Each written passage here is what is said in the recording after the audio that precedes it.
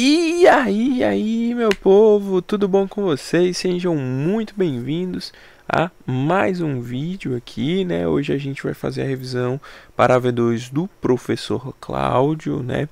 O conteúdo é um pouco parecido com o da professora Aline, mas a prova do professor Cláudio vai ser antes da professora Aline, então por isso eu fiz as questões um pouco diferentes. São questões especiais, questões aí mais voltadas para a prova do professor Cláudio.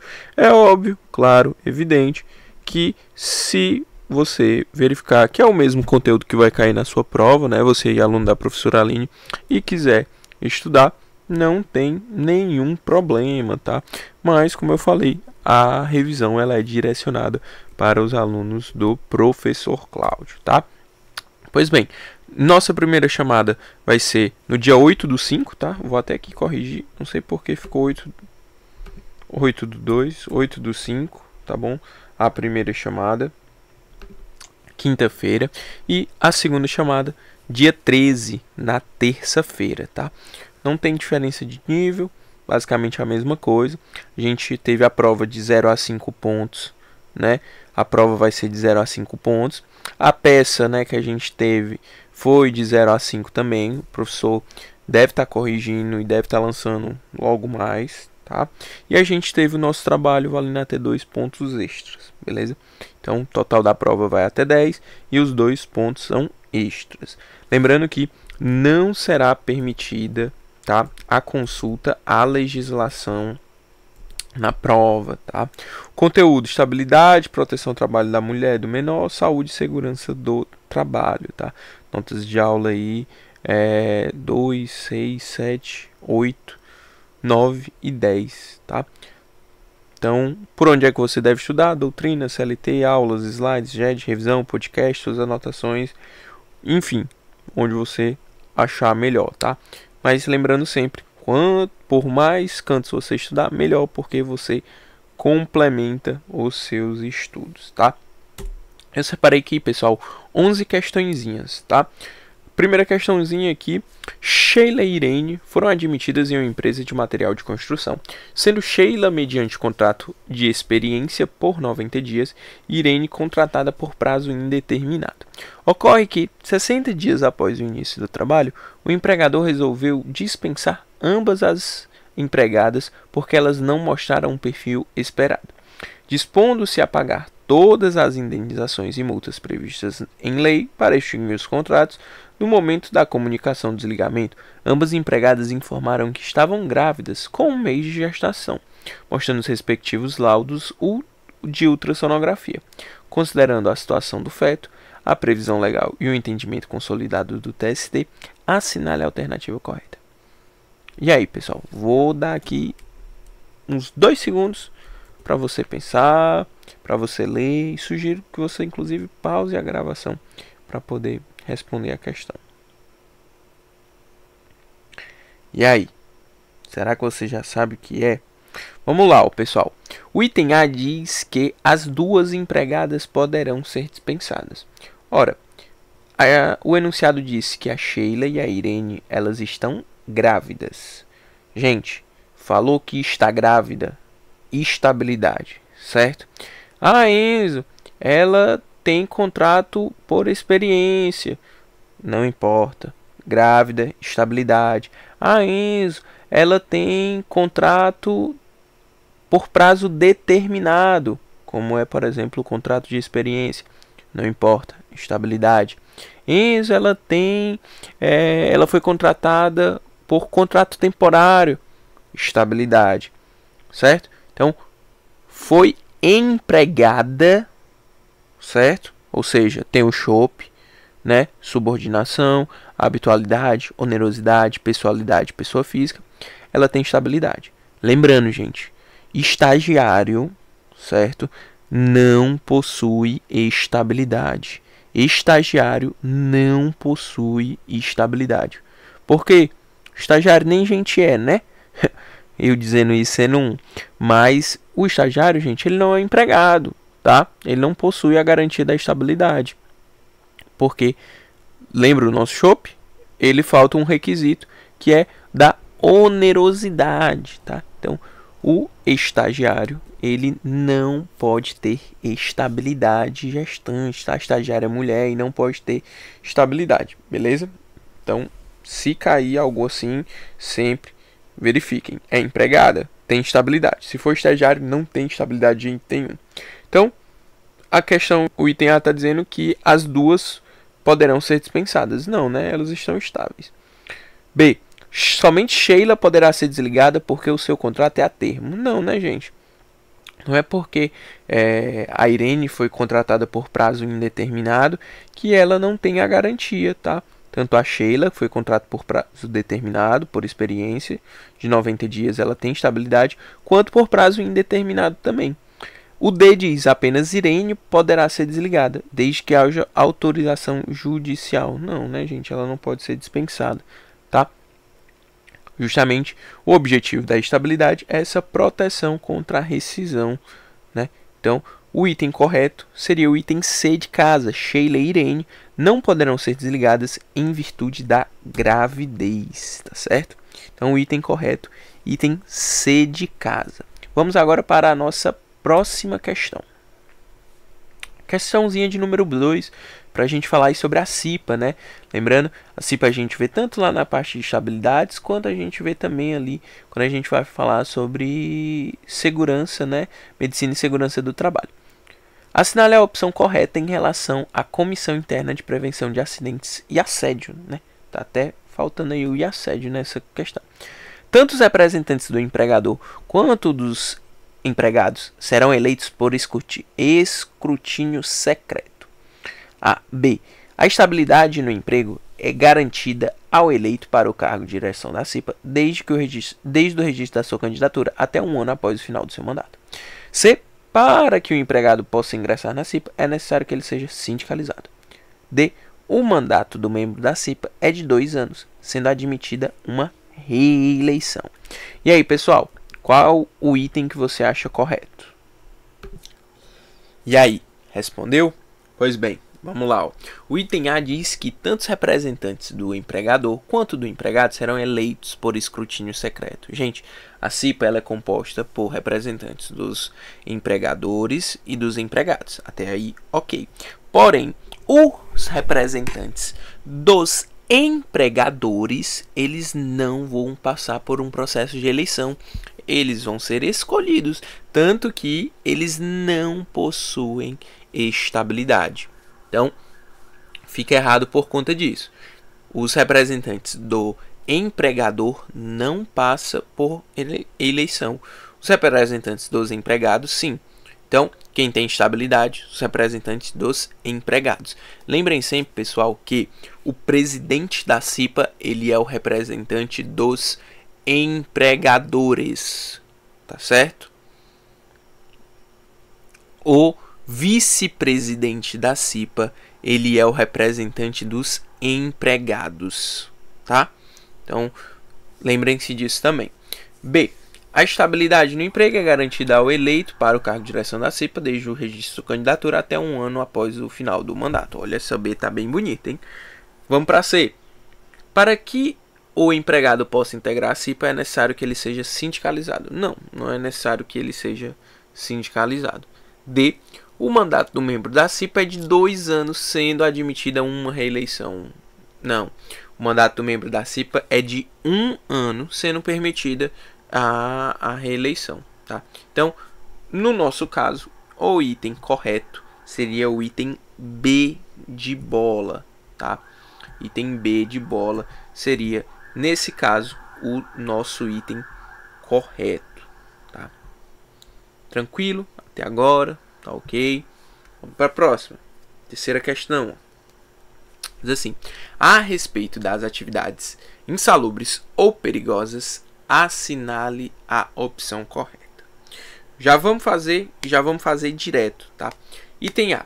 A constatação da insalubridade por intermédio de laudo pericial é suficiente para o empregado ter direito de receber o adicional. Não, gente. Infelizmente, o item A não está correto. Sabe por quê? Porque não é simplesmente a constatação da insalubridade que vai ensejar no pagamento do adicional. vai ser feito a perícia. Verificou-se que tem um agente insalubre, é necessário verificar se esse agente insalubre está na lista do Ministério Público, do Ministério do Trabalho, certo? Está na lista de agentes que vão ensejar no pagamento da insalubridade, tá? B de bola. Os tripulantes e empregados em serviços auxiliares de companhia aérea que permaneçam a bordo do avião durante seu abastecimento fazem jus ao recebimento do adicional de periculosidade por essa circunstância. Não, pessoal. Os tripulantes e os comissários, né, galera ali que trabalha no avião, que fica durante o abastecimento da aeronave, não faz jus ao adicional de periculosidade. Não confundam, pessoal, os comissários, os tripulantes, com as pessoas que trabalham na área externa e que fazem o abastecimento da aeronave, propriamente dito, né? Não sei se você já teve a oportunidade de andar de avião, mas geralmente fica lá sempre uma pessoa, né? Mais de uma pessoa abastecendo a aeronave. E aí essa pessoa de fato que está abastecendo naquele ambiente, aquele ambiente está sendo um ambiente, né? Ela vai sim fazer percepção do adicional de periculosidade, tá? Diferente do que o item trouxe, que são os tripulantes e empregados de serviços auxiliares, tá? Ali os comissários, né? A famosa aeromoça e o famoso aeromoço, né? O item C, tá? Ele diz assim: o simples fornecimento do equipamento de proteção não é suficiente para eximir o pagamento do adicional de insalubridade, sendo a obrigação do empregador tomar as medidas necessárias para a eliminação ou diminuição da nocividade. Perfeito, gente. Não é simplesmente porque você como empregador, forneceu o EPI que você estará isento do pagamento do adicional de insalubridade, tá? Pode ser que com o EPI, o adicional que o nível de salubridade que antes era no máximo possa ir para o médio ou possa ir para o mínimo. Aí pode ser feita uma reclassificação e você pagar o adicional equivalente, né, ao máximo de 40%, o médio de 20% e o mínimo de 10% sobre o salário mínimo, tá? Então, nenhum problema, mas o simples fornecimento por si só não vai ensejar nesse não pagamento. Dado, o empregado que, de forma intermitente, sujeita-se a uma condição de risco, não tem direito ao recebimento do adicional de periculosidade. Já paro por aí, porque está falso, tá, gente? O trabalho, ainda que de forma intermitente, ele sim faz jus ao adicional de periculosidade. Aí tem até uma questão que a gente vai tratar sobre isso, tá? Vou deixar para falar mais para frente também. Então, item correto. Terceira questão, item C de casa, tá? Quarta questãozinha, pessoal. A empresa Transporte Rápido LTDA, especializada em transporte rodoviário de passageiros, realiza um processo seletivo para a contratação de motoristas profissionais. Um dos requisitos para admissão no cargo do motorista é a realização de exame toxicológico para a detectação de substâncias ilícitas, conforme previsto na legislação. Diante da situação descrita e considerando o regulamento específico, assinale a alternativa correta. E aí, meu povo, qual alternativa vocês acham que é a correta? E aí, pessoal, você localizou qual é a resposta correta? Bom, pessoal, a resposta correta dessa questão é o item B de bola, certo? A exigência, sim, é possível do exame toxicológico para motoristas, tá certo? Tranquilo, de boa, deu para pegar. Então, vejam sempre, é motorista? Sim, é possível, certo? A exigência do exame toxicológico. Vamos para a próxima questão, mostrando aqui o gabarito bonitinho para vocês. Estamos encaminhando aí para a quinta questão, tá? Quinta questão diz assim: Jefferson, empregado da Sociedade Empresária Editora Século XIX, resolve adotar sozinho uma criança de 5 anos de idade. Diante da hipótese, de acordo com a legislação em vigor, assinale a afirmativa correta. Gente, estamos aqui diante de uma hipótese de um homem, o Jefferson, que está decidindo, né, decide adotar. E aí, pessoal, lembrem-se, independente se é empregado, se é uma empregada, ou seja, se é uma mulher ou se é um homem, tanto faz, vai ter sim os mesmos direitos no tocante à guarda, à licença maternidade, tá? Então, um homem que adota também tem licença maternidade de 120 dias. E lembre-se, a questão traz que é uma criança de 5 anos. Não existe qualquer proporcionalidade em relação à idade da criança, tá certo? A questão traz justamente para poder te induzir a esse erro, mas não terá qualquer tipo de proporcionalidade. Então, Jefferson, ele terá direito à licença maternidade, pois esse direito aplica-se à pessoa que adotar, independente do gênero. E a licença maternidade dele vai ser de 120 dias. O D está errado porque diz que a licença vai ser de 60 dias. Não, ela é de 120. O B diz que ele receberá salário maternidade, mas não terá licença maternidade. Não, porque a regra se aplica apenas às mulheres. Errado, né? Como a gente já mostrou. O A, Jefferson não terá direito à licença maternidade por falta de dispositivo legal. Não, gente. O dispositivo legal fala exatamente isso. Que o empregado, ou seja, o homem, trabalhador, homem, ele tem direito sim, aplica-se no que couber o artigo que fala da licença maternidade. Então, um homem que adota também tem direito à licença maternidade de 120 dias, tá? Próxima questãozinha, vamos lá. Vamos lá, próxima questão. A outra eu tinha aparecido na tela, eu pulei porque ela falava de um assunto que não cabia, tá? Não queria trazer agora aqui para vocês. Quero focar mesmo assim em coisas que acredito que possam ser importantes. Sexta questão. 2 empregados da empresa logística Rápida S.A., João e Carla, sofreram acidentes enquanto se deslocavam para o trabalho. João sofreu um acidente durante o horário do almoço, a caminho do restaurante próximo à empresa para fazer sua refeição. Já Carla sofreu um acidente enquanto se deslocava da sua residência para o trabalho, durante o percurso normal. Ambos ficaram afastados por mais de 15 dias e ambos os casos receberam auxílio doença acidentário. Gente, aqui, nesse caso, estamos diante, tá, de um acidente de trabalho, certo? Tanto o João quanto a Carla terão direito, certo, à garantia do emprego de 120 dias, tá? O João sofreu esse acidente, né, durante ali o horário de almoço, tá? A questão traz essa durante o horário de almoço para poder fazer você imaginar que não teria estabilidade, não teria garantia do emprego. Quando na verdade ele tem, assim como a Carla, né, gente, esse trajeto do percurso entre o trabalho, casa, trabalho. Se você sofreu algum acidente, também será considerado acidente de trabalho, tá? Então, item correto. Item B de bola, o fato caracteriza acidente de trabalho e ao retornar, João e Carla terão direito à garantia de emprego de 12 meses.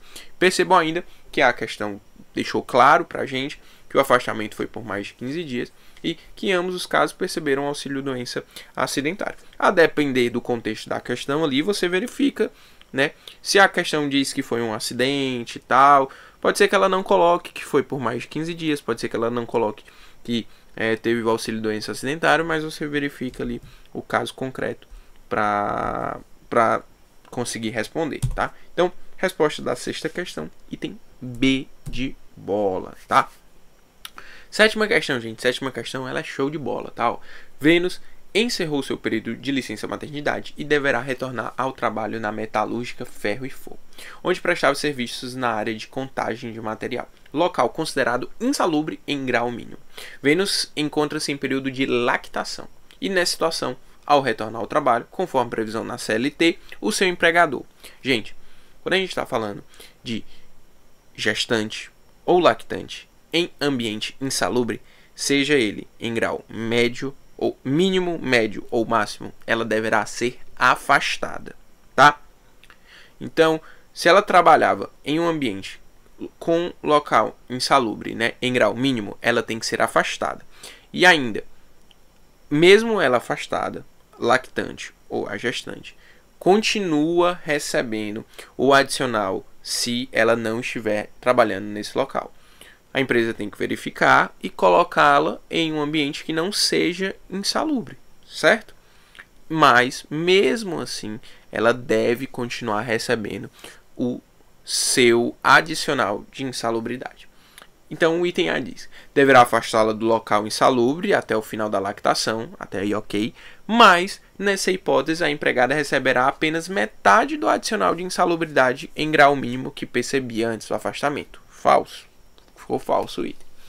B.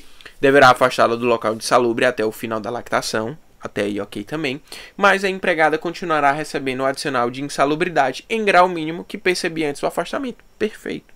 Perfeito. C de casa. Poderá mantê-la no mesmo local de trabalho. Falso, né, gente? Ela está lactante, não pode ficar no ambiente de salubridade em grau mínimo. E o D de dado: deverá afastá-la. Eu acabei repetindo aqui o C, né, no final, mas deverá afastá-la do local insalubre até o final da lactação. Até aí, ok. Mas, nessa hipótese, a empregada não receberá o adicional de insalubridade em grau mínimo que percebia antes. Gente, falso, né? Como eu comentei com vocês, ela é afastada, certo? Porém, ela continua recebendo o respectivo adicional, tá certo? Por mais que ela seja afastada, ela continua recebendo o adicional. Então, item correto, item B de bola. Tá? Oitava questão, gente. Curta, para a gente poder relembrar algumas coisas sobre o contrato de aprendizagem. Lembrem-se, o contrato de aprendizagem ele é um contrato especial, tá certo? Ele tem que ser de forma expressa, ele tem que ser ajustado por escrito, ele tem requisitos de idade, tá, gente? Então, é importante que você entenda que a pessoa que trabalha sob contrato de aprendizagem, ela segue um binômio, que é aprendizagem e trabalho. Então, ela vai frequentar a escola, ela vai frequentar, né, o curso técnico, o curso de aprendizagem, né, que ela vai estar fazendo, ela vai trabalhar. Então, vai ter que se conciliar tudo isso. Tanto que não é todo dia que ele vai para o trabalho. Tem os dias do curso, tem os dias do trabalho. Tá? O contrato de aprendizagem também, ele não poderá ser superior a 2 anos. Tá? Então tem que ser observado essa duração, que não pode ser superior a 2 anos. E, como eu tinha comentado da idade, né, no mínimo 14 e no máximo 24 anos. Atentem-se que para portadores de deficiência, esse prazo da idade não se aplica, assim como o prazo da duração do contrato de 2 anos não se aplica, tá? Então, feitas as considerações iniciais, acredito que a gente consegue responder a questão já com o que eu mencionei. A. É um contrato especial de trabalho que pode ser ajustado de forma expressa ou tácita. Falso, né, pessoal? Tem que ser de forma expressa, por escrito, né? Não pode ser de forma tácita. B. É um contrato por prazo determinado, cuja duração jamais poderá ser superior a 2 anos. Não, pessoal. A duração pode ser superior a 2 anos, desde que a pessoa seja portadora de deficiência, né? C. Salvo condição mais favorável ao menor aprendiz, deve ser assegurado o salário mínimo hora. É bonito, lindo, maravilhoso. D. A duração do trabalho do aprendiz não pode exceder de 4 horas, sendo vedada a prorrogação e a compensação da jornada. Falso, gente. Pode ser, né, prorrogado desde que se compute as horas do curso e tal. Então, e pode passar, né, dessas 4 horas. Tá? Então, item D falso. Então, ficamos aí com a resposta correta. Item C de casa. Tá? Próxima questão também fala sobre o contrato de aprendizagem. E aí, já vamos direto para os itens e vamos discutindo. Em qualquer hipótese, o contrato de aprendizagem não poderá ser estipulado por mais de 2 anos. Falso, né? A gente tem hipótese que pode ser estipulado por mais de 2 anos. B. A duração do trabalho do aprendiz não excederá 5 horas diárias, sendo vedadas a prorrogação e a compensação de jornada. Falso, gente. Não é 5 horas, tá? C. A validade do contrato de aprendizagem prescinde de anotação na CTPS, devendo ser provada a matrícula e a frequência do aprendiz na escola, caso não haja concluído o ensino médio, e de inscrição em programa de aprendizagem desenvolvido sob a orientação de entidade qualificada em formação técnico-profissional metódica. Olha, pode ser interessante esse. D. É considerada causa para a extinção do contrato de aprendizagem o desempenho insuficiente ou inaptação do aprendiz, salvo para o aprendiz com deficiência, quando desprovido de recursos de acessibilidade, tecnologias assistivas e de apoio necessário ao desempenho de suas atividades. E o item A é, o contrato de aprendizagem é o contrato de trabalho especial ajustado por escrito, por prazo determinado ou indeterminado, em que o empregador se compromete a assegurar ao maior de 14 e menor de 24 anos, inscrito em programa de aprendizagem, formação técnico-profissional, metódica compatível com seu desenvolvimento físico, moral e psicológico, e o aprendiz a executar com zelo e diligência as tarefas necessárias para a formação. E aí, pessoal, qual o item que vocês acham correto? E aí, pessoal, qual a resposta que você acha correta? Pois bem, eu estava lendo a questão, verificando aqui, vi que na hora de formular a questão, eu botei foi 2 respostas corretas. Não coloquei, não foi só uma, não. Coloquei foi 2, tá? Então, respostas corretas, itens C e D. O E, gente, está errado, porque diz que pode ser por tempo indeterminado. Não pode, né? A gente já viu que tem que ser por prazo determinado. O B diz que não excederá 5. Já comentei com vocês que é 6, né? Não excederá 6. E o A diz que não poderá ser estipulado por mais de 2 anos. Mas, na verdade, ele pode ser estipulado por mais de 2 anos, assim como pode ultrapassar a barreira da idade, né, dos 24 anos, desde que a pessoa seja portadora de deficiência, tá? Penúltima questãozinha, tá? Hugo, José e Luiz são colegas de trabalho na mesma empresa. Hugo trabalha diretamente com transporte de material inflamável de modo permanente nas dependências da empresa. Então, anote aí, Hugo trabalha com inflamável, logo, adicional de periculosidade. José faz a rendição de Hugo durante o intervalo para alimentação e no restante do tempo exerce a função de teleoperador. Ou seja, o José substitui o Hugo quando ele está almoçando. Então, ponto importante. Luiz também exerce a função de teleoperador. Acontece que no intervalo para alimentação, Luiz pega carona com José no transporte de inflamáveis, cujo trajeto dura cerca de 2 minutos. Então, esse enunciado se caracteriza exatamente na súmula que nós temos que fala que o trabalho, certo? A exposição, a sua vida, né? Ela, ainda que em caráter intermitente, né? O permanente a gente sabe que vai ter o adicional de periculosidade. Põe em risco, né, a sua vida. Então, trabalha com inflamável aqui, adicional de periculosidade. O intermitente também vai ter o adicional de periculosidade, tá? Agora, você deve atentar que o Luiz, ele pega carona habitualmente, porém é por um tempo extremamente reduzido, 2 minutos, gente. Então, o Luiz, ele não tem adicional, tá? Então, a resposta é, dessa questão, o Hugo, o José e o Luiz, o Hugo vai ter o adicional, o José também vai ter o adicional, porém, o Luiz não faz jus ao adicional. Resposta correta aí tem D de dado, tá? Hugo e José têm direito ao adicional de periculosidade. Luiz não faz jus ao direito respectivo. E pra gente finalizar, uma questãozinha aí que eu gosto de trazer pra gente poder fazer uma diferença que é extremamente importante.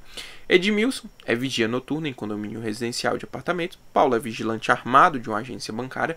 Letícia é motociclista de entregas de uma empresa logística. E aí, pessoal, lembrem-se sempre de uma diferença, que é o vigia, ele é o cara do apito, certo?